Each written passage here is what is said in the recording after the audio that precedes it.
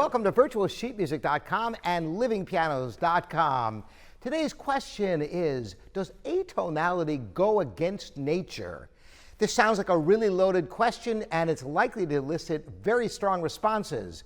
You know, this is almost a philosophical question, but first I'm going to talk about a little bit about what atonality is and how it goes against tonality, the foundation of Western music in some ways, arguably. Well, Western music is built upon the Overtone Series, which is a fact of nature. That is, all vibrating objects contain color tones. So when you're hearing a fundamental pitch, it actually contains other notes within it.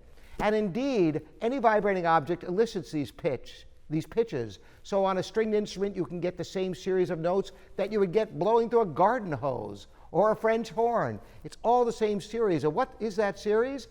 It goes as follows.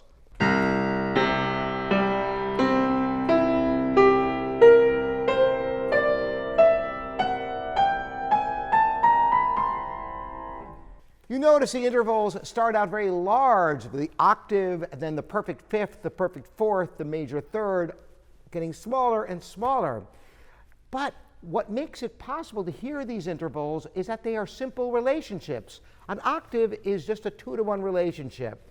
Sound is merely vibrations. And when you have, for example, an A, that's 440 cycles per second. That's right, your eardrum is actually vibrating back and forth 440 times every second.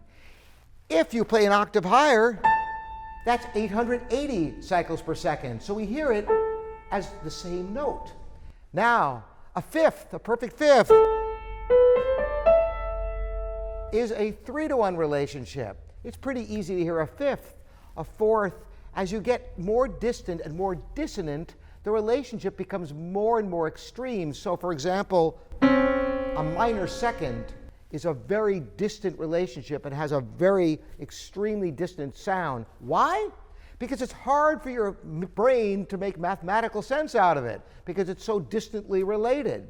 So some things are harder for you to digest mathematically, and we call that dissonance. So the question is, does this go against nature? Well, as I said at the beginning, this is a philosophical question. Think about this for a minute. If you think about the entire universe as being orderly, then indeed atonality goes against nature. But if you think about the universe as being chaotic, then indeed atonality is an expression of the universe. So the question is the universe ordered, or do we just find order in it so that for our own survival? And this is an interesting question that there are very many books written about and religions based upon.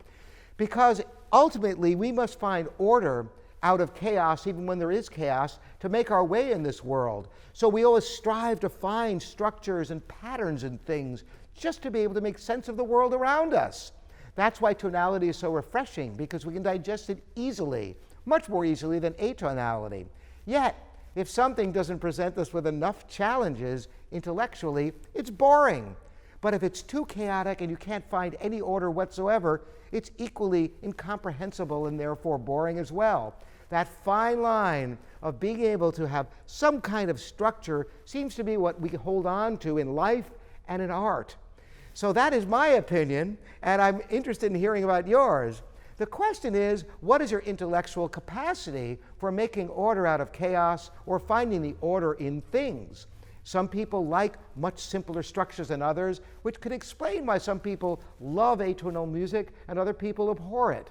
So, thanks for the questions coming in, and I'm very interested in your comments on this video. Again, Robert Esrin here at virtualsheetmusic.com and livingpianos.com.